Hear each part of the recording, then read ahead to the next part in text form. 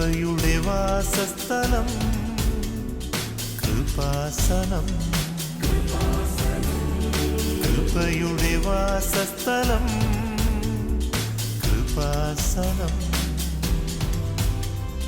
വേദനിക്കുന്നവർക്കെന്നും ആത്മധൈര്യത്തിനഭിഷേകം, വചനത്തിനഭിഷേകം, ആത്മസൗഖ്യത്തിനഭിഷേകം. വരുവിൻ നിങ്ങൾ യേശുവിൻ സന്നിധേ, അവനേകും സാന്ത്വനം. കൃപയുടെ വാസസ്ഥലം കൃപാസനം.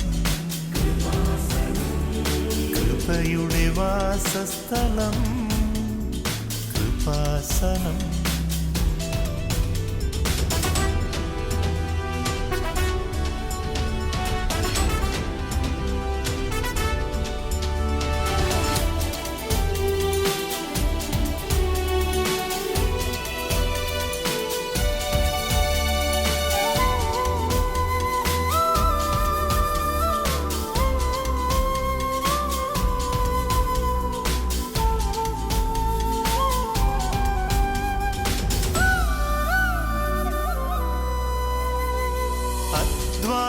ഭാരത്താലേ തളരുന്ന സോദരേ, സഹനത്തിരമാലയിൽ പതറാതെ മുന്നേറിടാ.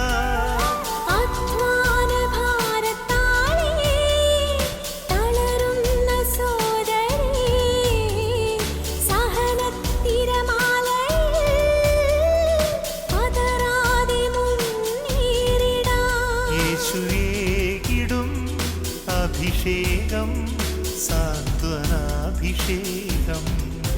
യേശുവേകിടും അഭിഷേകം സാന്ത്വനാഭിഷേകം. യേശുവേ നന്ദി, ഹല്ലേലൂയ, ഹല്ലേലൂയ, യേശുവേ ആരാധന. ദിവ്യകാരുണ്യനാഥ, ഞങ്ങളുടെ ജീവിത സാഹചര്യങ്ങളിലേക്ക് നീ ശക്തിയായി, സൗഖ്യമായി, സാന്ത്വനമായി എഴുന്നള്ളണമേ എന്ന് പ്രാർത്ഥിക്കുന്നു. Hallelujah, hallelujah, hallelujah. മഹത്വം, മഹത്വം, ആരാധന, ഹല്ലേലൂയ.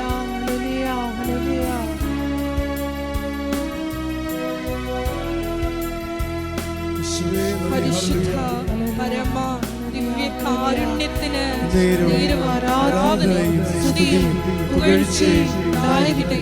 പരിശുദ്ധ പരമ ദിവ്യകാരുണ്യത്തിന് ആരാധനയും സ്തുതിയും പുകഴ്ചയും. പരിശുദ്ധ പരമ ദിവ്യകാരുണ്യത്തിന് ആരാധനയും സ്തുതിയും പുകഴ്ചയും. സ്തുതിക്കട്ടെ. Hallelujah, hallelujah, hallelujah.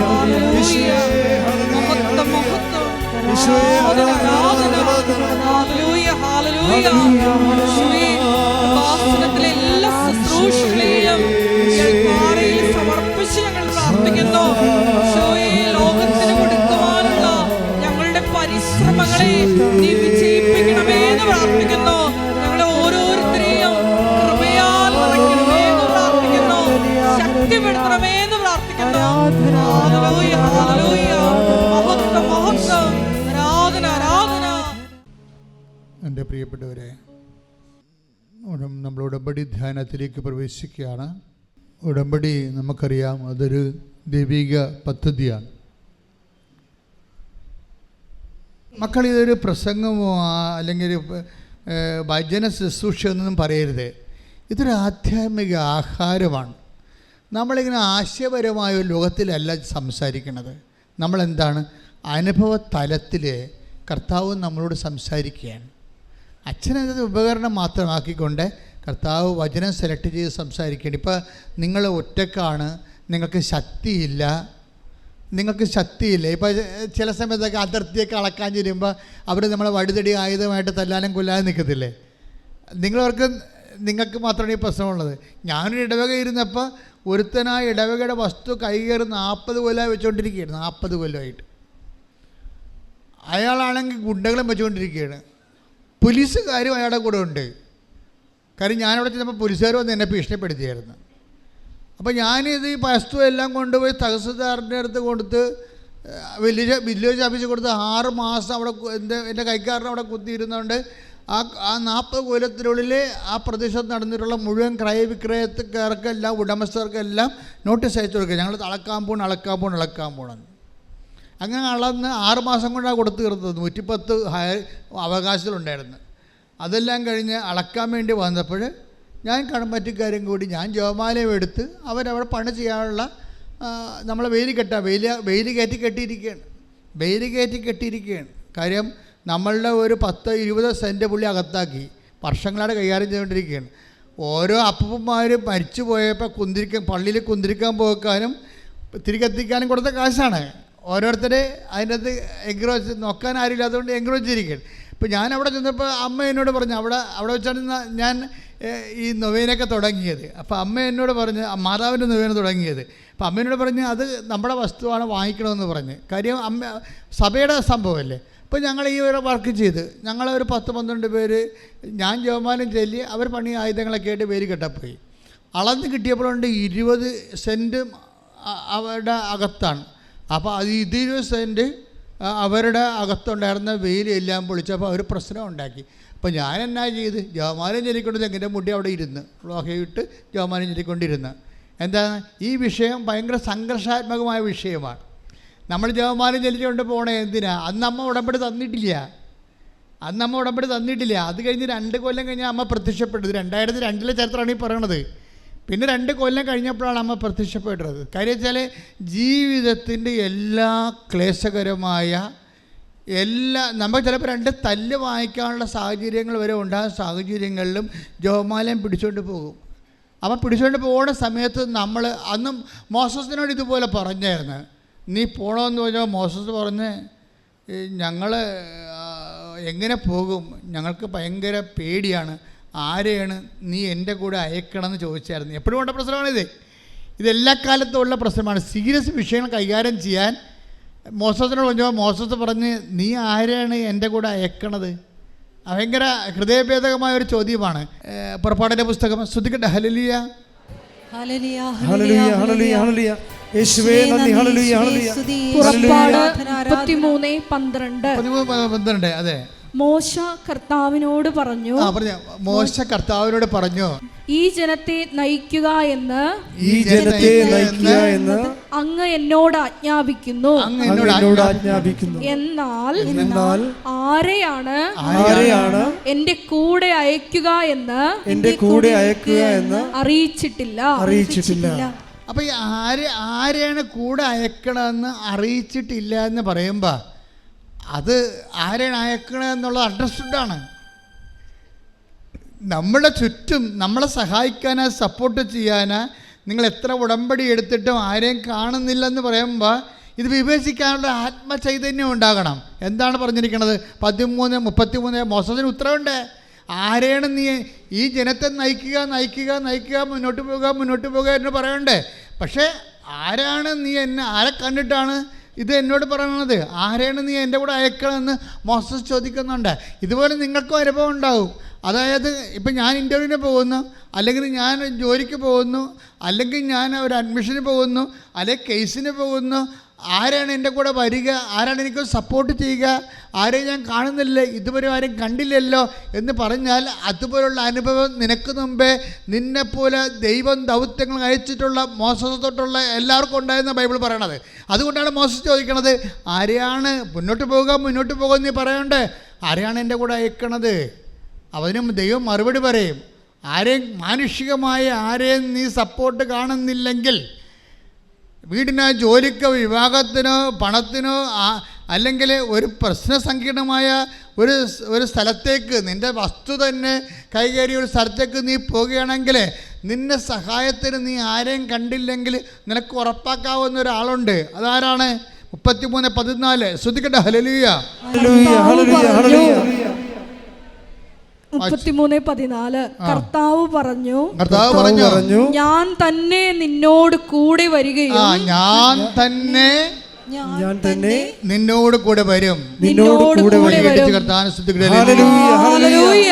യേശുവേ നന്ദി. Hallelujah, hallelujah, hallelujah. Hallelujah, hallelujah, hallelujah, hallelujah. യേശുവേ നന്ദി, യേശുവേ ആരാധന. ഹല്ലേലൂയ. മഹത്വം, മഹത്വം. ആരാധന, ആരാധന. ഹല്ലേലൂയ.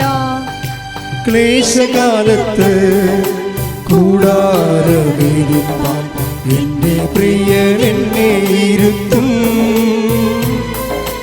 അല്പകാലം കഴിഞ്ഞ് ഉയർന്നതാം പാറമേൽ എന്നെ അവൻ കയറ്റി നിർത്തും. അല്പകാലം കഴിഞ്ഞ് ഉയർന്നതാം പാറമേൽ എന്നെ അവൻ കയറ്റി നിർത്തും. അല്പകാലം കഴിഞ്ഞ് ഉയർന്നതാം പാറമേൽ എന്നെ അവൻ കയറ്റി നിർത്തും. പരിശുദ്ധ പരമദിവ്യകാരുണ്യത്തിന് ആരാധനയും സ്തുതിയും പുകഴ്ചയും ഉണ്ടായിരിക്കട്ടെ. അപ്പോൾ ആരെയും കാണുന്നില്ല എന്നുള്ളതും ബന്ധുക്കളെ, സ്വന്തപ്പെട്ട സഹോദര സുഹൃത്തുക്കളെ ആരെങ്കിലും നമ്മളെ സഹായിക്കാനില്ല എന്ന് നമ്മൾ തിരിച്ചറിയുന്ന സമയത്ത് നിനക്ക് സങ്കടവും നിരാശയല്ല വരേണ്ടത്. പിന്നെ എന്താ വരേണ്ടത്? കർത്താവ് ആണ് ഈ വിഷയം ഏറ്റെടുത്തതെങ്കിൽ അതിൻ്റെ അടയാളം മറ്റുള്ളവർ നമ്മളെ കൈവിട്ട് കളയുന്നു എന്നുള്ളതാണ്. അത് മനസ്സിലാക്കണം. ഒരു വിഷയം കർത്താവ് ഏറ്റെടുത്താൽ, ഈ ദിവസങ്ങളിലൊരു സാക്ഷ്യമുണ്ട്. സാക്ഷ്യം വെച്ചാൽ ഒരാൾ ഓയിൽ ആൻഡ് ഗ്യാസ് കമ്പനിയിൽ ജോലി വേണം. Oil and gas company. അവിടെ വരുന്ന സൗമ്യ കായംകുളം പറഞ്ഞൊരു സാക്ഷ്യമാണ് കഴിഞ്ഞ ദിവസങ്ങളിൽ. ഓയിൽ ആൻഡ് ഗ്യാസ് കമ്പനിയിലെ ജോലിക്ക് ഒരാൾ പോയിരിക്കുക ഇൻ്റർവ്യൂവിന്. പക്ഷേ വീട്ടിൽ ഭയങ്കര കഷ്ടപ്പാട്, ക്ലേശവും, ജോലിയും പോയി, വീടും കച്ചവടം നടക്കണില്ല, എന്തൊക്കെ തരത്തിൽ അവർ ഫ്ലാറ്റായി പോയി കഴിഞ്ഞപ്പോഴാണ് ഇവർ ഒരു പേപ്പറിൽ ഒരു പരസ്യം കണ്ട് oil and company, gas company ഇൻ്റർവ്യൂവിന് പോയി കഴിഞ്ഞപ്പോൾ അയാൾ ചോദിച്ചു, ഇൻ്റർവ്യൂ ഇരിക്കുന്ന ആൾ ചോദിച്ചു, നിങ്ങൾക്ക് ഓയിൽ ആൻഡ് ഗ്യാസിൽ എന്താ എക്സ്പീരിയൻസ് എന്ന് ചോദിച്ചു. നിങ്ങൾ ഒരു ഇൻ്റർവ്യൂവിൻ്റെ കാര്യം കേൾക്കണം. നമ്മൾ വചനത്തിൽ ഓരോ കാര്യം പറയുമ്പോൾ നിങ്ങളവർക്ക് അതൊരു ആശയമല്ലേ എന്ന്. ആശയമല്ല, അനുഭവമായിട്ടാണ് ആശയമാകണത്. ദൈവത്തിൻ്റെ കാര്യം ആദ്യം അനുഭവമായിട്ടാണ് അത് ആശയമായിട്ട് വരണത്. മനുഷ്യൻ്റെ കാര്യം ആദ്യം തിയറി ഉണ്ടാകട്ടാണ് പ്രാക്ടിക്കൽ ഉണ്ടാകുന്നത്. നേരെ തിരിച്ചാണ്. അപ്പോൾ എന്താണ് ഇയാളോട് ചോദിച്ചത്, നിങ്ങൾക്ക് ഓയിൽ ആൻഡ് ഗ്യാസിൽ എന്താ എക്സ്പീരിയൻസ്? ഇയാൾക്ക് എക്സ്പീരിയൻസ് ഒന്നുമില്ല. ഇയാളുടെ എക്സ്പീരിയൻസ് എന്താ വെച്ചാൽ, ഈ മനുഷ്യൻ ആ സമയത്ത് എന്ത് ചെയ്യുന്നറിയാം, ഉടമ്പടി കാശിലും എടുത്തുകൊണ്ട് തിരുമ്മിക്കൊണ്ടിരിക്കും, വിശ്വാസപ്രമാണം ചൊല്ലിക്കൊണ്ട്. അതാണ് വിഷയം. പുള്ളിക്ക് എക്സ്പീരിയൻസ് ഇല്ലല്ലോ, അതിന് മറുപടി പറഞ്ഞില്ല. മറുപടി പറയാതെ ഉടമ്പടി കാശിലും എടുത്ത് വിശ്വാസപ്രമാണം ചൊല്ലി തിരുമ്മിക്കൊണ്ടിരിക്കും. എന്താണ്? കർത്താവേ, നീ മാത്രമേ ഈ ചോദ്യത്തിന് മറുപടി പറയാവുള്ളൂ, എനിക്ക് എക്സ്പീരിയൻസ് ഇല്ലാത്ത ആളാണ്. അപ്പോൾ ഉടനെ ആ മനുഷ്യൻ ഇയാളുടെ ഇത് വാങ്ങിക്കും. എന്താ വാങ്ങിക്കണേ? ഫയൽ വാങ്ങിക്കും. ഫയൽ വാങ്ങിച്ചിങ്ങനെ മറച്ചു നോക്കി വെച്ചും പറയും, നിങ്ങൾക്ക് ഖത്തറിൽ ജോലി ചെയ്യാൻ തയ്യാറാണോ എന്ന് ചോദിക്കും. അപ്പോൾ ഇയാൾ പറയും തയ്യാറാണ്, എന്നാൽ പാസ്പോർട്ട് ഇങ്ങനെ നേക്കാൻ പറയും.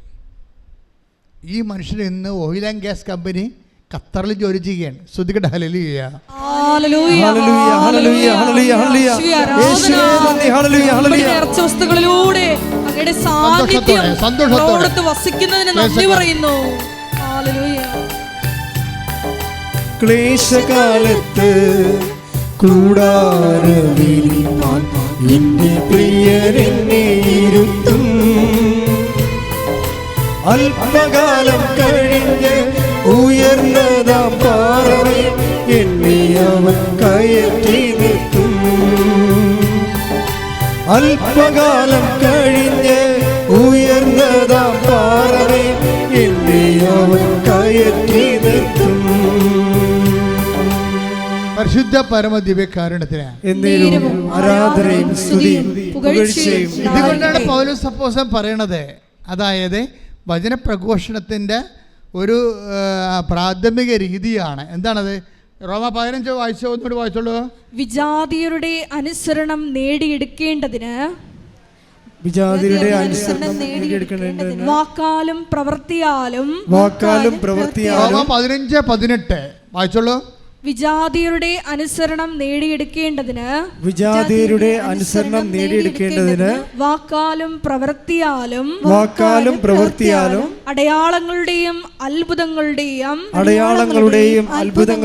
ബലത്താലും പരിശുദ്ധാത്മാവിന്റെ ശക്തിയാലും ഞാൻ വഴി ക്രിസ്തു പ്രവർത്തിച്ചവയൊഴികെ ഒന്നിനെക്കുറിച്ചും സംസാരിക്കാൻ ഞാൻ തുനിയുകയില്ല. അപ്പൊ ഞാൻ വഴിയെന്ന് പറഞ്ഞ ആര് വഴിയാ? ഞാൻ വഴി. പൗലോസ് അപ്പോസ്തലൻ പറഞ്ഞു, ഈ ആൾക്ക് ഈ ഖത്തറിൽ ജോലി കിട്ടാൻ കാരണം എന്താണെന്നറിയാവോ? അവർ പറയുന്നുണ്ട്, എന്നാ അവരുടെ പേര്? സൗമ്യ കായംകുളം. അവരാണ് വൈഫ് പറയുന്നുണ്ട്, ഞങ്ങളിങ്ങനെ എങ്ങനെ ജീവിക്കുമെന്നറിയാതെ അന്തരാളം പൂണ്ട് വിഷമിച്ച് നടക്കുന്ന കാലത്ത് ഒരു മീൻകാരം ഞങ്ങൾക്കൊരു കൃപാസനം പത്രം തന്നെന്ന്. Praise the Lord.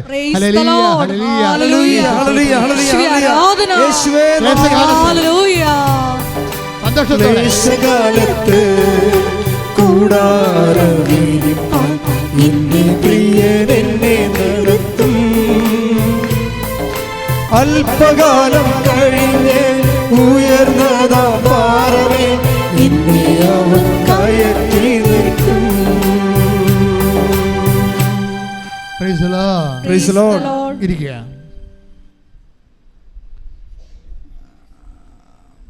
അപ്പം ക്ലേശകാലത്ത് നമ്മളെ കർത്താവ് എൻ്റെ പ്രിയൻ എന്നെ കൂടാരത്തിൽ ഇരുത്തുമെന്ന. ഈ മഹാകൂടാരത്തിലാണ് കൃപാസനം ഉള്ളത്. പഴയ നിയമത്തിൽ കർത്തൃസന്നിധാനം അവിടെയാ മോശ കയറിപ്പോണതും മേഘങ്ങൾ വന്ന് കൂടാരത്തെ മൂടുന്നതും ജനങ്ങൾ കവർന്നു വീണ് അവരവരുടെ കൂടാരങ്ങളുടെ വാതിൽക്കൽ ആരാധിക്കുന്നത് മഹാകാഴ്ചയാണ്. അപ്പോൾ പഴയ കാലങ്ങളിൽ ദൈവമായിട്ട് ജനം ഉടമ്പടി ചെയ്താണ് ഈ ക്ലേശകാലങ്ങളെ അതിജീവിക്കുന്നത്. കാര്യം എന്താണ്? ക്ലേശകാലങ്ങളിൽ നമ്മുടെ കഴിവ് അനുസരിച്ച് അതിനേക്കാൾ വലിയ ജീവിത ആവശ്യങ്ങൾ നമുക്ക് വരും. നമ്മുടെ ജീവിത ആവശ്യങ്ങൾക്ക് പറ്റുന്ന ഒരു കഴിവ് നമുക്കുണ്ടാകത്തില്ല. അതുകൊണ്ടാണ് ദൈവം പറഞ്ഞത്, നിൻ്റെ വണ്ണവും എണ്ണവും കണ്ടല്ല ഞാൻ നിന്നെ തിരഞ്ഞെടുത്തത്, ഞാൻ നിന്നെ സ്നേഹിച്ചത്. നീ എണ്ണത്തിൽ കുറഞ്ഞത് തന്നെയാണ് നിന്നെ സ്നേഹിക്കാൻ കാരണമെന്ന്. കാര്യം ഞാനാണ് ദൈവം. സ്തുതിക്കട്ടെ. Hallelujah, hallelujah, hallelujah. യേശുവേ സ്തുതി. Hallelujah, hallelujah. വചനത്തെ പൂർത്തീകരിക്കുന്ന നന്ദി പറയുന്നു. ആരാധന, ആരാധന യേശുവേ, ആരാധന, ആരാധന, ആരാധന യേശുവേ, ആരാധന.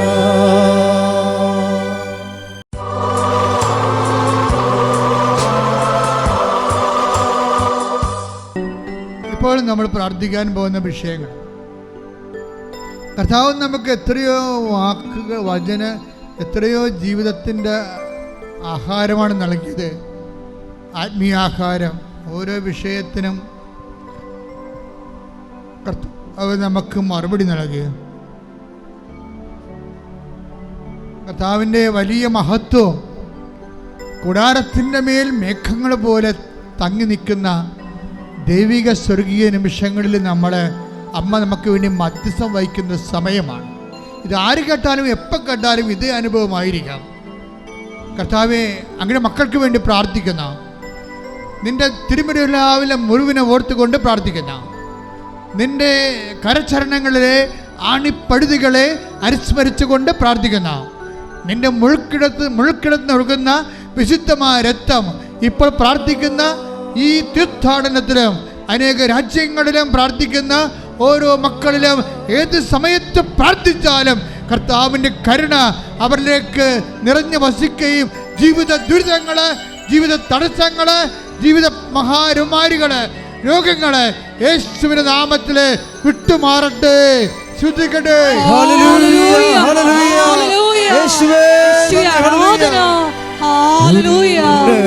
നീ അത്യുന്നതൻ നീ, നിന്നെ പോലൊരു ദൈവമില്ല.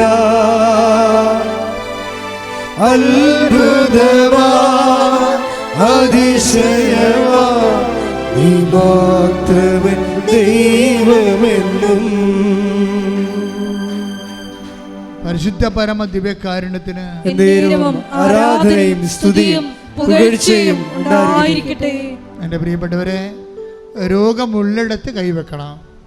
എന്നിട്ട് പറയണം, ഞാൻ അമ്മയുടെ മധ്യസ്ഥതയിലാണ്, ഞാൻ അമ്മയുടെ മധ്യസ്ഥതയിലാണ്. കൃപാസന അൾത്താരെ പ്രത്യക്ഷപ്പെട്ട കൃപാസനം അൾത്താരയിൽ പരിശുദ്ധ പ്രത്യക്ഷപ്പെട്ട അമ്മയുടെ മധ്യസ്ഥതയിലാണ്, പരിശുദ്ധ അമ്മയുടെ മധ്യസ്ഥതയിലാണ്, യേശുവിന്റെ നാമത്തിലാണ്, യേശുവിന്റെ നാമത്തിലാണ് സകല വിശുദ്ധരെയും സാക്ഷി നിർത്തി സകല വിശുദ്ധരെയും സാക്ഷി എന്റെ നിർത്തി രോഗമുള്ളിടത്ത് എന്റെ രോഗമുള്ളിടത്ത് ഞാൻ കൈവെക്കുന്നത്. ഞാൻ കൈവയ്ക്കുന്നത്. എന്റെ ബന്ധുക്കള്, എന്റെ ബന്ധുക്കള്, കൂടപ്പിറപ്പുമാര് അവരുടെ രോഗത്തിന് വേണ്ടി, അവരുടെ രോഗത്തിനു വേണ്ടി, അവരുടെ രോഗസ്ഥാനം അവരുടെ എന്റെ രോഗസ്ഥാനം ശരീരത്തില് എന്റെ ശരീരത്തില് സങ്കൽപ്പിച്ചുകൊണ്ട് എന്റെ കർത്താവിന്റെ നാമത്തില് എന്റെ കർത്താവിന്റെ ഞാൻ സ്തുതിക്കുന്നു. ഞാൻ സ്തുതിക്കുന്നു. കർത്താവിന്റെ നാമത്തില് സ്തുതിക്കുമ്പോൾ ഈ നിമിഷം അടിപ്പിണർ പോലെ വൈദ്യുത ആഘാതം പോലെ എന്നിൽ നിന്നും അവരിൽ നിന്നും ക്ലേശങ്ങള്, ബാധകള്, രോഗങ്ങള്, ബന്ധനങ്ങള് വിട്ടുമാറട്ടെ. യേശുവിന്റെ നാമത്തിൽ സഭയുടെ അധികാരത്തിൽ കുരിശിന്റെ അടയാളത്തിൽ ദൈവത്തിന്റെ ശക്തിയാൽ നിങ്ങൾക്ക് വിശ്വാസം കൊണ്ടലും എന്റെ സഹോദരങ്ങളുടെ കിഡ്നി രോഗങ്ങളും കരൾ രോഗങ്ങളും വിസർപ്പ രോഗങ്ങളും സോറിയാസിസ് രോഗങ്ങളും ഫൊണ്ടിലോസ് രോഗങ്ങളും കർത്താവേ ക്യാൻസർ രോഗങ്ങള് ഉച്ച മുതൽ ഉള്ളംകാലം വരെ യേശുവിന്റെ നാമത്തില്, ഉച്ച മുതൽ ഉള്ളംകാലം വരെ യേശുവിന്റെ നാമത്തില് വിട്ടുമാറട്ടെ. ആരാധന. വരേണമേ, എന്നിൽ നിറയണമേ, വരേണമേ, സൗഖ്യം നൽകണമേ. എന്തുകൊണ്ടാണ് ഇങ്ങനെ ഉടമ്പടി ഇങ്ങനെ കത്തിപ്പടരാൻ കാര്യം? എന്തുകൊണ്ടാണ് 10,000 സാക്ഷിതകം പറഞ്ഞു മാറിയത്? ഒറ്റ കാര്യമുള്ള ദൈവത്തിൻ്റെ മൈൻഡ് സെറ്റാണ്. 2 കൊരിന്ത്യർ 1:4 എല്ലാ തരത്തിലും ബന്ധങ്ങൾ അനുഭവിക്കുന്നവരെ ആശ്വസിപ്പിക്കാൻ. ആ ദൈവത്തിൻ്റെ മനസ്സാണ് അമ്മ തിരിച്ചറിഞ്ഞത്. എന്താണ് ദൈവത്തിൻ്റെ മനസ്സെന്താണ്? എല്ലാ തരത്തിലും വ്യതകൾ അനുഭവിക്കുന്നവരെ ആശ്വസിപ്പിക്കപ്പെടണം. അതാണ് ദൈവത്തിൻ്റെ മനസ്സ്. ഈ മനസ്സ് തിരിച്ചറിഞ്ഞത് ആരാണ്? അമ്മയാണ്. ഒരു വീട്ടിൽ കല്യാണത്തിന് വീഞ്ഞ് തീർന്നു പോയാൽ എന്ത് വ്യതയുണ്ടാകും ആ കുടുംബനാഥനെന്ന് അമ്മ തിരിച്ചറിഞ്ഞിരിക്കുന്ന കൈയിട്ടിച്ച് കർത്താവ് ആരാധന. അമ്മയെ തന്നതിന് നന്ദി പറയുന്നു.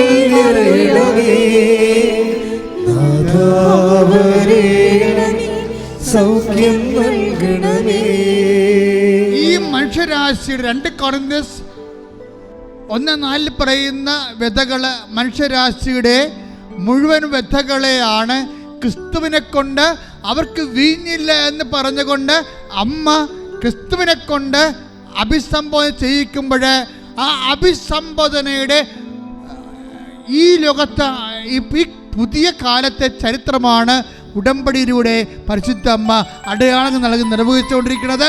കൈയടിച്ചുകൊണ്ട് കർത്താവ്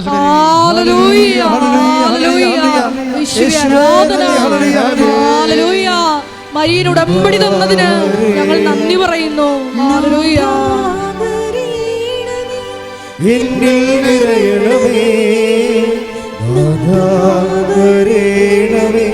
സൗഖ്യം നൽകണമേ. എൻ്റെ മക്കളെ, നമ്മളിപ്പോൾ പ്രാർത്ഥിക്കാൻ പോകുന്നത് എല്ലാ വ്യതകളെയുമാണ്. വഴിയില്ലാത്തവരുണ്ട്, വീട് ഇല്ലാത്തവരുണ്ട്, വീടും വഴിയും സ്ഥലവും ഇല്ലാത്തവരുണ്ട്, വർഷങ്ങളായി വാടകയ്ക്ക് താമസിക്കുന്നവരുണ്ട്, മക്കൾ തുറന്നടപ്പുകാരുണ്ട്, മക്കളെ ലഹരിക്ക് അടിപ്പെട്ടവരുണ്ട്, മക്കൾ ജയിലിലായിപ്പോയവരുണ്ട്, മക്കൾ വിദേശത്തായിട്ട് ആരും മറുപടി ഇല്ലാത്തവരുണ്ട്, മരുമക്കളെ വീട്ടിൽ നിന്ന് ഇറങ്ങിപ്പോയിട്ട് ഒരു പിടിയും ഇല്ലാത്തവരുണ്ട്, കേസ് കൊടുത്തവരുണ്ട്, ജപ്തി നടപടി നടക്കാൻ പോകുന്നവരുണ്ട്, ലേലത്തിൽ വെച്ചിരിക്കുന്നവരുണ്ട്.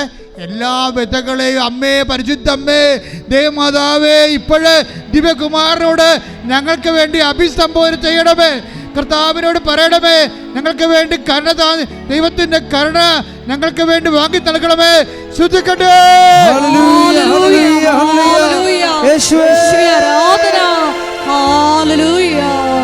വാഗ്ദാന പേടകമേ, സ്വർഗീയ പൊന്മലരേ, കൃപാസനത്തിൻ്റെ അമ്മേ, പ്രസാദപരമാതാവേ.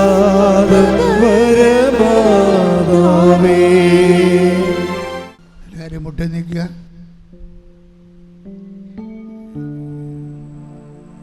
സ്വർണം പോലെ വിലയുള്ള നിമിഷങ്ങളാണ്. ഈ സമയത്ത് മൗന പ്രാർത്ഥനയാണ്. എൻ്റെ മക്കൾ എന്തെങ്കിലും കാര്യങ്ങൾ അച്ഛൻ വിട്ടുപോയിട്ടുണ്ടെങ്കിൽ ഇപ്പോൾ കർത്താവിനോ പരിശുദ്ധ അമ്മ വഴി ഈശോയ്ക്ക് സമർപ്പിക്കുക. ദൈവമാതാവിൻ്റെ മധ്യസ്ഥയിൽ ദിവ്യകാരുണ്യ സന്നിധിയിൽ ഞങ്ങൾ സമർപ്പിച്ച് പ്രാർത്ഥിക്കുന്നു. ഞങ്ങളുടെ അയോഗ്യതയാണ് നിൻ്റെ മുമ്പിൽ നിൽക്കാനുള്ള യോഗ്യതയെന്ന് ഇന്ന് ആരാധനയിലൂടെ വെളിപ്പെട്ട സന്ദേശമനുസരിച്ച് ഞങ്ങൾ പ്രാർത്ഥിക്കുന്നു. ശ്രീ ആരാധന. ഹല്ലേലൂയ.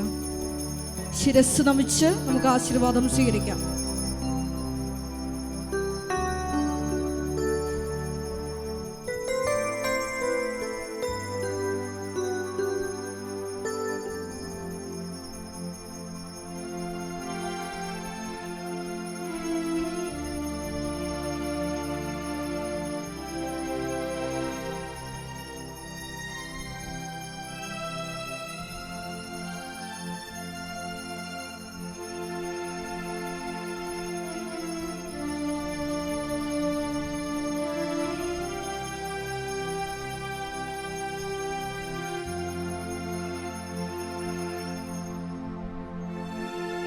പരിശുദ്ധ പരമമാ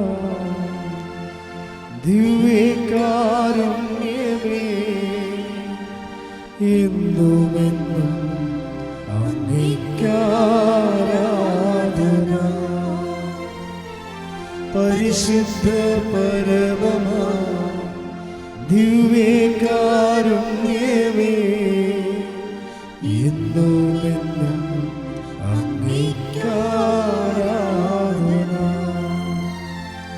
പരിശുദ്ധ പരമമാ ദിവ്യകാരുണ്യമേ, എന്നുമെന്നും